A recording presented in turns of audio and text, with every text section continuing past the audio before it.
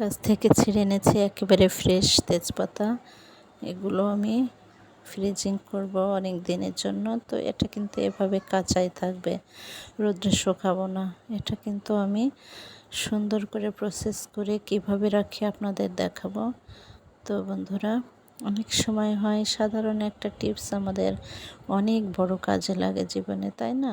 তো আমি প্রায় সব সময় আপনাদের সাথে টুকিটাকি সব গৃহস্থালির বিশেষ করে ইম্পর্টেন্ট টিপসগুলো শেয়ার করে থাকি।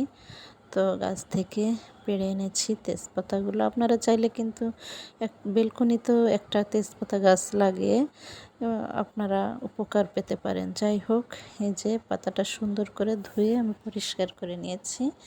তারপরে এটাকে সুন্দর করে শুকাতে হবে। অবশ্যই রোদে শুকাবেন না, পানি ঝরিয়ে তারপরে ফ্যানের নিচে রেখে এটাকে শুকাতে হবে। আর তারপর হচ্ছে প্রসেস করব। তো শেষটা না দেখলে বুঝবেন না। এটা হচ্ছে সুন্দর করে কেটে ফ্যানের নিচে আমি রেখে দিয়ে তারপরে পুরো ঝরঝরা করে নিয়েছি। প্রয়োজনে এর গায়ে পানি লেগে থাকলে আপনি টিস্যু দিয়ে মুছে ফেলবেন, কিন্তু পানি যেন না থাকে। পানি থাকলে কিন্তু একটার গায়ে আরেকটা লেগে পচে যাবে, নষ্ট হয়ে যাবে। যেহেতু এটা কাঁচা সংরক্ষণ করব, সেহেতু অনেক খেয়াল রাখতে হবে নিশ্চয়ই। এটা সাধারণ একটা পাতা, খুবই কম মূল্যের, কিন্তু অনেক সময় এই কম মূল্যের জিনিসটাও অনেক মূল্যবান হয়ে যায় আমাদের জীবনে।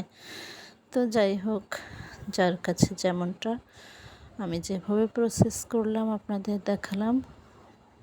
তো এই যে সবগুলো